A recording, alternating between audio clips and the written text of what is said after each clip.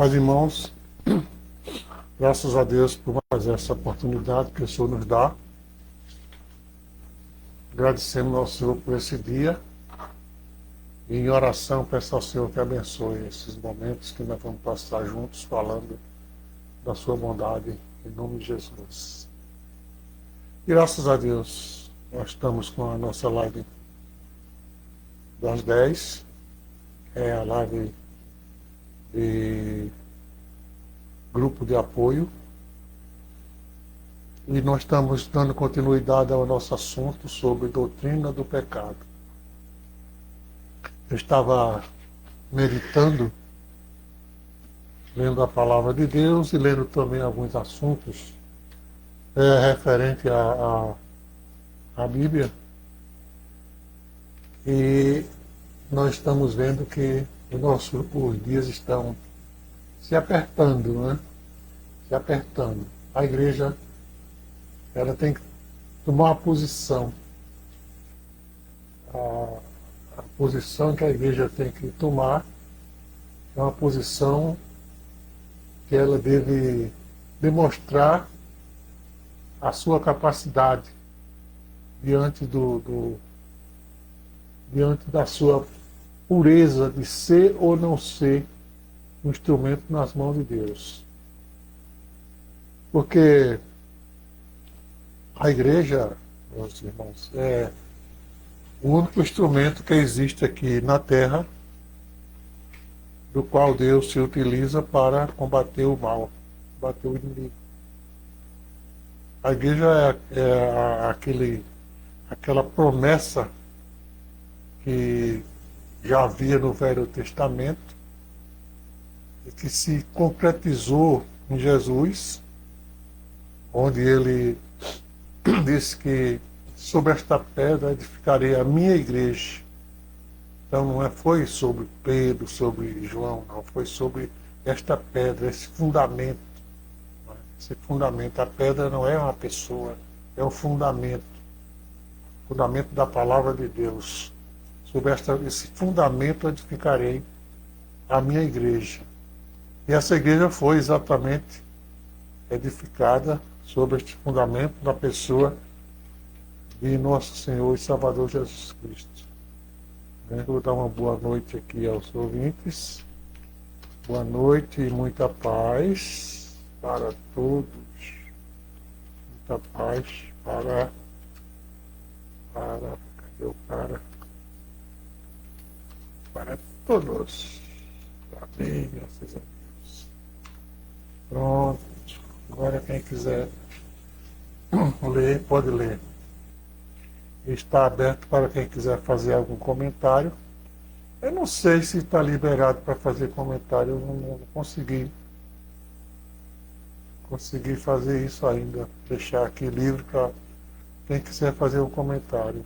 Seja o pessoal estão conseguindo ou não. Mas eu vou ver depois porque não. Os comentários aparecem depois e durante a programação não aparece. Não sei porquê. Mas deve ter algum motivo aí. Então, meus irmãos, nós estávamos falando sobre a igreja, sobre aquele fundamento que a igreja precisa se firmar.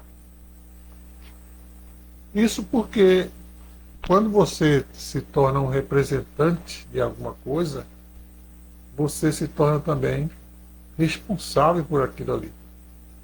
Você, vamos supor que você é responsável por uma casa, uma indústria. Então tudo que acontecer ali tem que passar pelo seu conhecimento. E na parte da igreja também é assim. O Senhor disse que nos salvou, não foi para ficar de cara para cima e se continuar se alegrando com as coisas do mundo, etc, etc. Não, Ele nos salvou, nos chamou para que nós possamos ser seus representantes. A igreja, ela, aqui na Terra, a igreja tem uma função de ser representante de nosso Senhor e Salvador Jesus Cristo. Isso é muito importante, isso é muito bom, isso é uma realidade que nós temos que tomar essa posição de ser representante do Senhor aqui na terra. E para isso, quando a gente se propõe a ser um representante, eu estava vendo no supermercado, ali no Bom Preço, no outro supermercado, que aquelas meninas que são representantes de algum produto, elas têm um comportamento diferente. Então, quando você vê alguém representando um produto na feira, no shopping, coisa assim, você percebe o tipo de vestimenta que a pessoa tem, já na própria veste já indica ali o nome do produto que ela está representando. Ela tem um avental que também tem o nome do produto, tem um negócio na cabeça lá que tem também o nome do produto, além do produto que está ali junto com ela. Isso nos leva a crer que para que você possa ser um representante de alguma coisa, você tem que parecer com aquela coisa que você está representando. Você tem que se identificar com aquilo ali. Você não pode representar um produto e você ser diferente daquele produto em toda a sua expressão. Não faz sentido isso, né? Então, o povo de Deus aqui na Terra, ele tem que ser um povo também que represente a sua origem. Se você está servindo ali, representando a pessoa de Jesus, representando como um participante, um componente do reino dos céus, você tem que agir, tem que se portar como um componente, um participante daquele reino. Se a sua atitude perante o mundo for uma atitude de desprezo, de alguma coisa que venha a fazer envergonhar o nome do Senhor, você não é um representante bom do reino de Deus.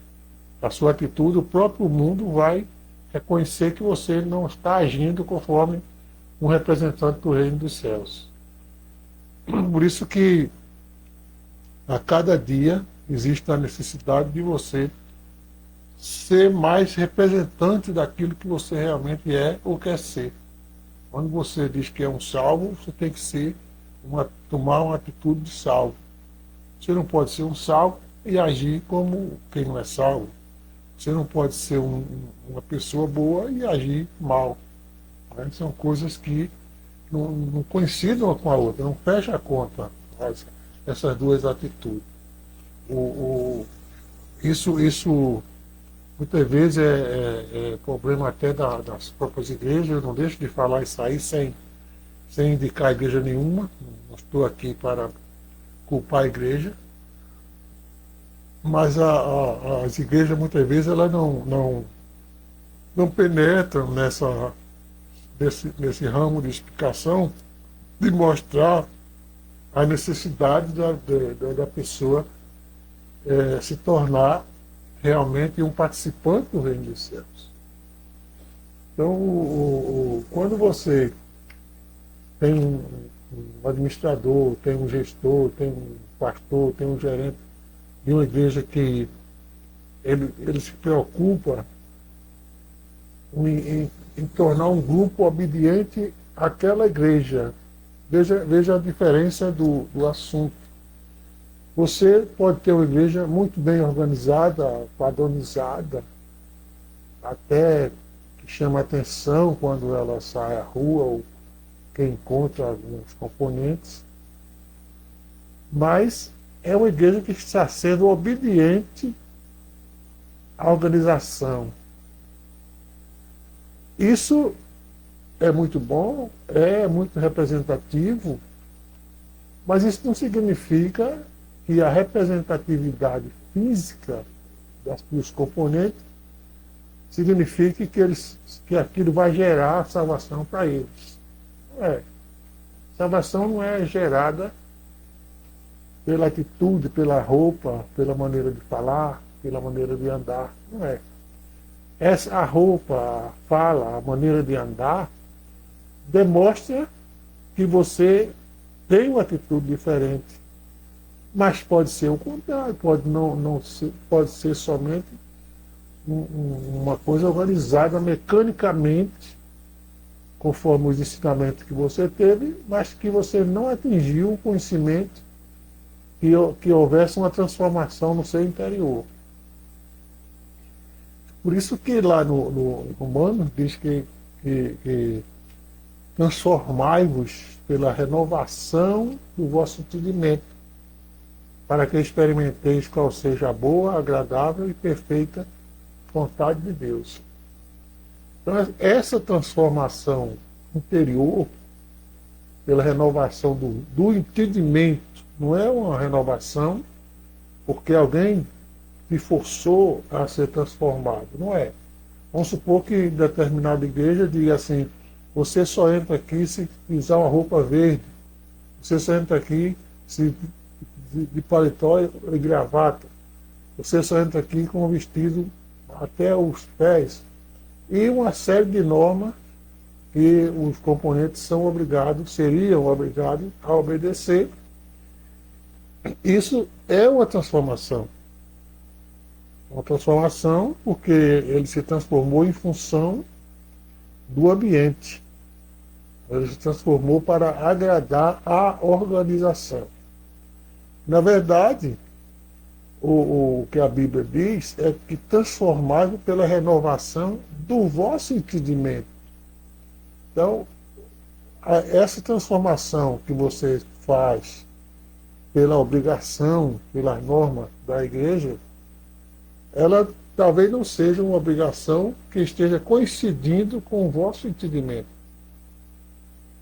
Mas quando você sofre uma transformação através do vosso entendimento, então você transformou-se por dentro e mostrou no seu exterior a transformação que havia no seu interior. Essa é a verdadeira transformação. Por isso que o versículo lá diz assim: transformai-vos pela renovação do vosso entendimento, para que experimenteis qual seja a boa, agradável e perfeita vontade de Deus. Então, essa transformação, que não é uma transformação pelo vosso entendimento, ela não progride, porque a função da transformação é o crescimento, é você se transformar para que possa atingir um conhecimento modificador, que vai levar você a entender qual é a boa, perfeita vontade de Deus. Deus não lhe chamou só para estar lá no banco cantando, ou pregando, ou orando, e só aquela vida monótona, tal, de ir para a igreja, voltar para casa e continuar esse ritmo. Não, Deus chamou para que você seja uma luz, seja um arauto, para que você seja um mensageiro. Deus não chamou, não salvou, não preparou para que você fique no seu ostracismo, né? Você fique assim como uma ostra ali clausurado, mesmo que você possua um cabedal muito bom, uma grande margem de entendimento, mas se aquele entendimento não tiver nenhuma movimentação, aquilo ali se torna inútil, porque não está dentro da vontade de Deus, dentro do propósito de Deus, de fazer com que haja uma transformação. Deus chamou para transformar e não para fazer número. Não é que Deus não está preocupado com números. Minha igreja tem tantos números. Não é isso que Deus está preocupado. Ele quer número realmente, mas ele quer que aquele número esteja condizente com a realidade da salvação. E é por isso que há uma necessidade de você ter uma igreja transformada. Porque, irmãos, é uma coisa séria que muitas vezes as pessoas não se preocupam em alcançar esse nível. Mas se você está participando de um grupo religioso, qual é a sua intenção? simplesmente de participar daquilo ali como se fosse um clube, uma sociedade, ou coisa parecida, ou você tem um propósito, segundo a Bíblia, de um dia estar com Cristo lá na glória, onde ele estiver. Não sei se é no céu, não sei se é na terra, não sei se é no ar, não estou preocupado com isso agora. Mas ele disse que onde estiver, estejai vós também. Então eu não estou preocupado se eu vou para o céu, se eu vou ficar no ar, se eu vou ficar na terra de volta. Não, eu estou preocupado que eu esteja com Jesus. Porque ele disse assim, a preocupação dele foi, eu vou levarei para mim mesmo, para que onde eu estiver. Então, onde é que ele está? Não sei, ele pode voltar a Nova Jerusalém, ele pode ficar lá em cima, mas ele disse que o ideal seria que onde ele estivesse, a igreja estivesse com ele. Esse é o fundamental. Né? Porque esse é o ponto principal. Então, se o seu o objetivo é exatamente você estar com Cristo onde ele estiver, existem condições. Não é simplesmente você participar de um grupo e você já ter condição, habilitação para estar com Cristo onde ele estiver. Não é. Isso muitas vezes se torna um obstáculo porque a gente vê grupos religiosos, pessoas muitas vezes tão bem intencionadas e realmente mostrando um sentimento de religiosidade muito profundo, mas com a mente desvirtuada da realidade. Isso é culpa dos seus instrutores, porque a pessoa muitas vezes se torna tão obediente que se o dirigente disser joga uma pedra para cima, ele joga, dê uma glória, ele dá, não dê mais glória, ele não deixa de dar, se disser levanta a Bíblia, ele levanta, baixa a Bíblia.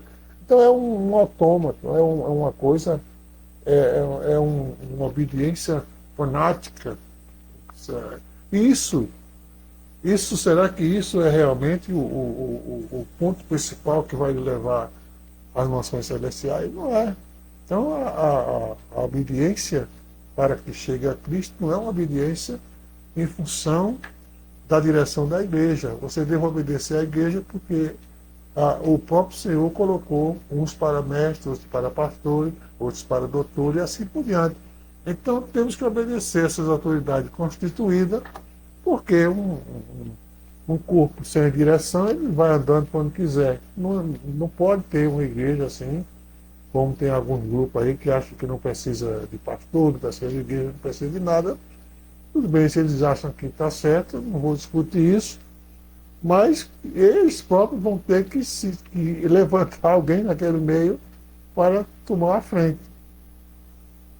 Então, não existe uma ideia de não ter uma direção. A igreja tem que ter um pastor, aquele pastor tem que ser uma pessoa preparada para tomar a frente daquele grupo, tem que ter um conhecimento daquilo para onde ele quer levar aquele grupo. Aí sim, aí a coisa anda. Mas não é isso que vai fazer com que você seja salvo.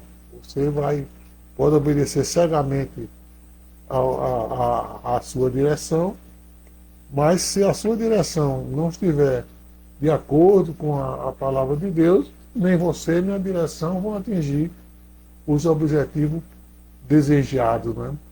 E isso é muito importante. Então, eu estava começando a falar aqui sobre a nossa necessidade. Até hoje, eu fugi do tema, que eu ia dar sequência à doutrina do pecado. Nós estávamos já no assunto Ontem nós estudamos até a possibilidade da tentação, verificamos já isso. Depois nós chegamos na origem da tentação. E ontem nós estudamos sobre a sutileza. O que é uma sutileza?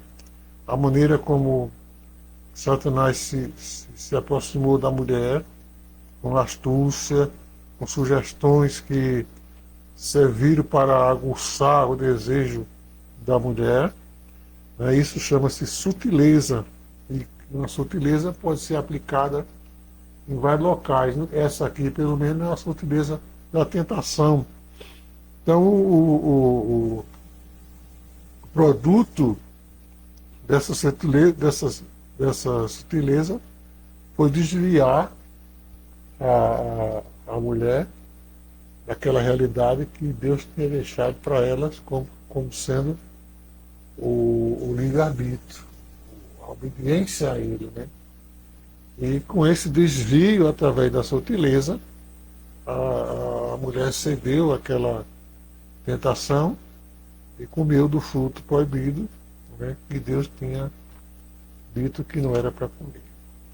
E depois dessa ação, então, vem agora o sentimento de culpa, que nós lemos já ontem, mas só para reler, porque eu não vou comentar mais hoje esse assunto aí, mas eu espero que a gente continue aqui.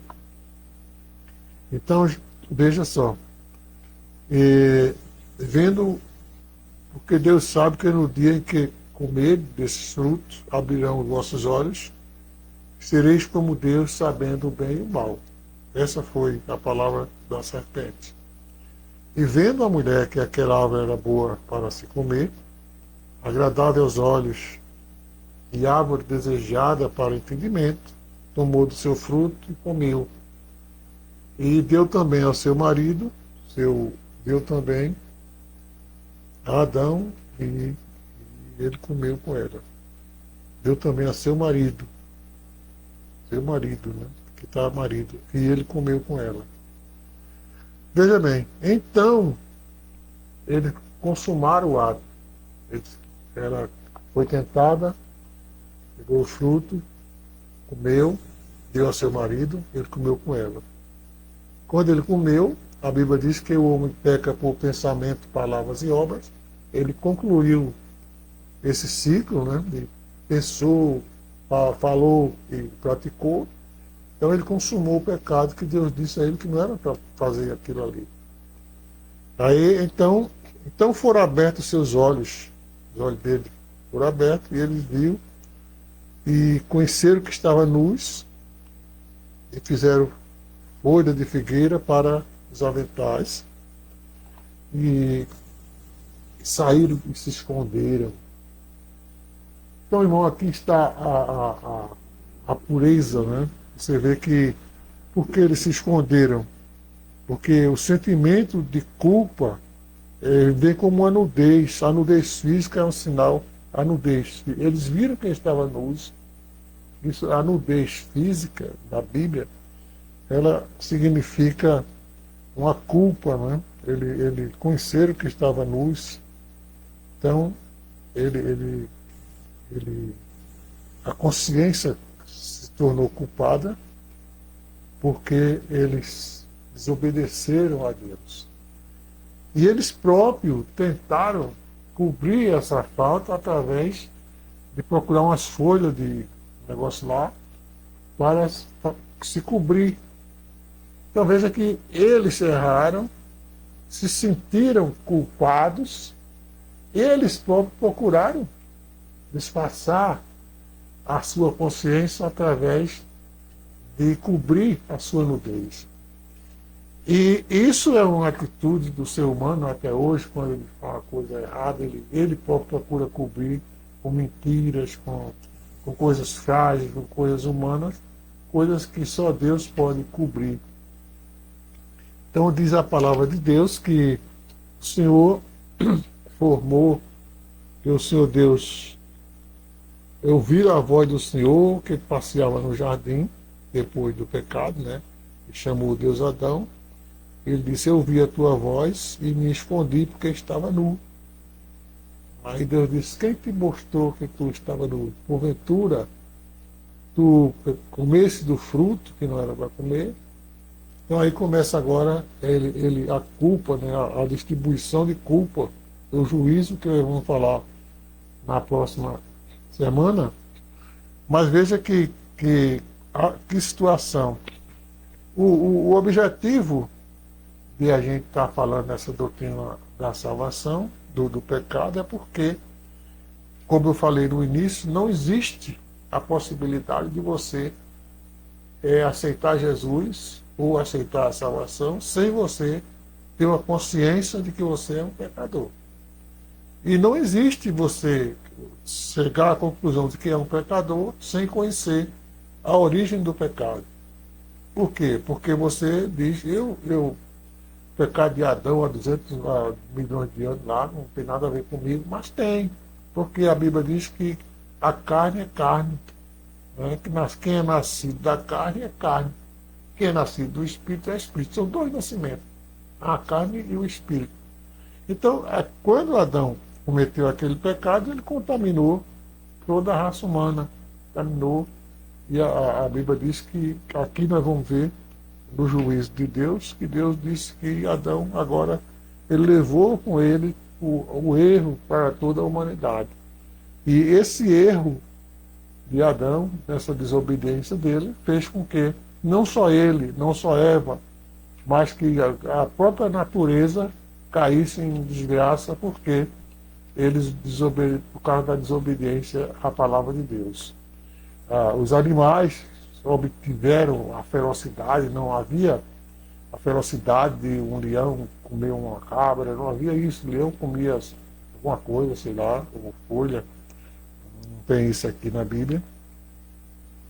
Mas não havia essa ferocidade. Mas agora, depois que a natureza foi também contaminada, então o pecado tomou conta e Satanás passou a ser o dominador, porque ele passou a dominar. Ele passou a controlar as ações do homem, porque o homem se tornou um servo de Satanás e desobedeceu a Deus. Então o homem escolheu a quem ele queria servir. Deus disse para ele, não coma, porque no dia que você comer, você morre. O Satanás disse, coma que você não vai morrer, ainda vai ficar mais sabido igual a Deus. E o homem escolheu esse lado de Satanás, então o homem tornou-se servo de Satanás por causa dessa desobediência. E Satanás, a partir daquele momento, passou a dominar toda a raça humana, toda a natureza humana, através das suas maldades e através da sua constante briga com o Senhor, através dos mandamentos, através da raça humana. Então existe esse confronto entre Satanás e Deus, porque Satanás conseguiu iludir a raça humana através o homem se deixou levar. No primeiro teste ele não passou, né? E com isso ele se tornou servo, escravo do Satanás, porque ele perdeu a batalha. Você pode fazer um comparativo ali quando Jesus estava lá. Satanás tentou dominar Jesus, que era o segundo Adão. Aí ele disse, olha, se tu és filho de Deus, pula daqui embaixo e o Senhor vai mandar seus anjos. Se tu és filho de Deus, transforma essas pedras em pão. Se tu és filho de Deus, te ajoelho diante de mim para que todas essas coisas eu possa passar para ti. Então, é aquele mesmo engano que foi oferecido a Eva, que era uma fruta bonita, boa para se comer e agradável aos olhos, foi também oferecido a Jesus. O poder de comer, o poder de ver todas as coisas agradáveis aos olhos, o poder sobre toda a raça humana, mas Jesus disse, afasta de mim, Satanás, porque só ao Senhor teu Deus servirei. Então, você vê que por isso que Paulo disse lá mais tarde que por um homem entrou o pecado no mundo, com o pecado entrou a morte, e a morte passou a todos os homens, por isso todos pecaram. Então, sem essa base aqui, você não vai entender por que precisa ser salvo. Então é preciso que você entenda a origem do pecado, para que você entenda a necessidade da sua salvação. Assim que Deus abençoe, que a igreja do Senhor possa estar preparada para servir ao Senhor com alegria. As lutas estão se aproximando, estão muito perto, e muitos já estão ali se envolvendo. Eu estava vendo um vídeo aqui do Valadão, que está levantando um problema ali com esse pessoal do QG, LGBT, QIA+, e outras letras por aí afora, que é uma questão onde a igreja tem que ter sabedoria. A igreja não vai evitar de se levantar esse grupo QIA+, não vai levantar LGBT, QIA+. A igreja não vai conseguir parar isso aí. Isso aí está escrito na Bíblia. O mundo já é no maligno, o mundo vai precisar cada dia mais se levantar coisas que sejam para destruir a família de Deus, para destruir o povo de Deus. Então a igreja ela tem que estar mais forte, ela tem que estar forte. Não é lutar contra a existência disso, é lutar contra isso na sua realidade. Por quê? Porque você não pode proibir um camarada lá de entrar no grupo LGBTQIA+. Pô, você não pode evitar. Mas você não pode deixar de dizer a ele que se ele continuar ali, vai ter um erro. Por quê? Porque existe a legislação da nação, né? Existe a lei do Brasil, a Constituição, que dá direito. Tudo bem, a parte física dele, ele pode fazer o que quiser, pode casar, descasar, viver com quem quiser. A igreja não pode evitar isso, porque a igreja vai obedecer às leis da nação. Mas quando se trata das leis da Bíblia, que é a lei espiritual, então você não pode dizer, não, você pode mais ou menos, fica em cima do muro, não. Na lei espiritual, é pecado, o certo é certo. Que isso vai atingir a muitos, vai ter perseguição, não vão entender, vai sim, mas não se pode fugir disso. Então, assim como a igreja não pode evitar do LGBT tomar as atitudes dele, viver a vida dele, porque são livres para fazer o que quiserem, a igreja não pode evitar isso. Mas a igreja, quando se trata do lado espiritual, a igreja não pode também abrir a porta e dizer que não é pecado, sim, pela palavra de Deus é. Agora, fica à vontade de cada um, ninguém é obrigado a ser crente, ninguém é obrigado a ser descrente. É a palavra, existe o livre-arbítrio, e aqui na doutrina do pecado nós estamos contando que o homem é livre para escolher, mas o que ele escolhe, ele paga a consequência da sua escolha. Certo? Então a escolha do homem é a critério do homem, mas a punição é a critério de Deus. Tá bom? Então que Deus abençoe a igreja, abençoe a nós, abençoe os que ouviram, e uma boa noite para todos, em nome do Senhor Jesus. Até amanhã.